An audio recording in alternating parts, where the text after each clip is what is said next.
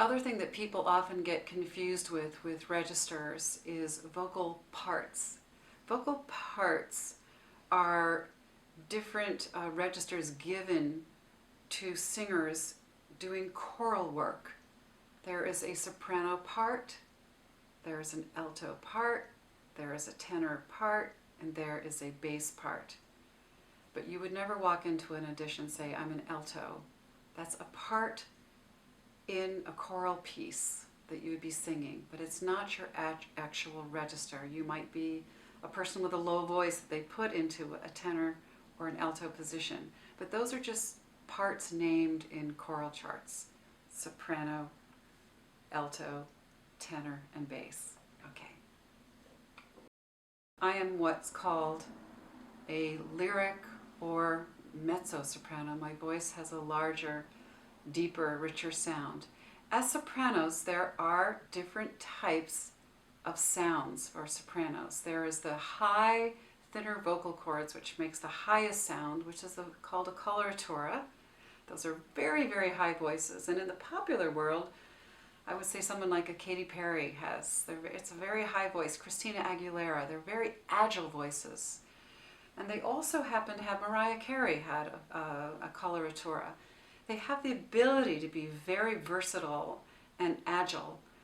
The sound is a smaller sound than mine, and they can move around way up here very easily. In fact, they can go into something that's called the whistle voice, which is way up here, very easily, because their voices are light. It's a light instrument. The whistle voice isn't really part of the closed voice, but it is a whistling part, almost like a reed that sits on the top of the vocal cords and makes a whistling sound.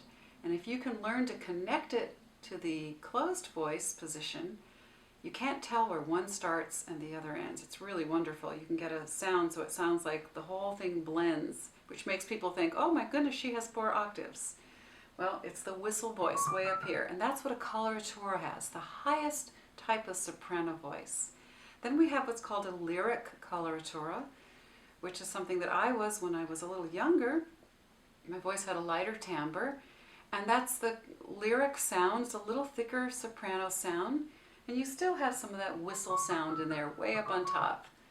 And it's not often used in popular music. It's used a lot in classical music and opera music. Mozart's Queen of the Night, for instance, was a coloratura, or a lyric coloratura could do that part. A very famous melody. So the next type of soprano we have is called a lyric, which is just a larger soprano sounding voice. It's the same range, your low G below middle C to your high C. It's just a different timbre. These are all different timbres of your natural speaking instrument. Then we have what's called the mezzo-soprano. Now the mezzo-soprano, probably like me, has actually a little bit lower sound than your G. I go up to a high C, but we can go down further like this. Think about someone like a Lana Del Rey. She has a very low speaking voice, and that is like a mezzo. That is where the voice resonates very deeply and richly. And lower and bigger voices than that are seldom heard, but spintos, and there are people that often sing Wagner operas. Not something you're going to hear too much in the popular singing world. But just so that you know, the soprano voice has different types of sound to it. Coloratura, lyric, mezzo, and spinto. Next type of register is our tenor voice. The tenor voice tends to have a similar register to the female chest register. They're just about a step down. So instead of having a high C, most tenors will have a high B flat, which is comfortable. Some do reach a high C. And their lower voice notes are a low C below middle G. Now that's not that different than my voice, but the timbre of a tenor, a male tenor, is a richer sound. Okay, but they do have those high notes up here. Justin Timberlake is a great example of a high tenor. Beautiful, agile, male, high voice, often used in popular music. Okay, Now, we're going to go from there. We talked about the high baritone, which Ari was an example of that.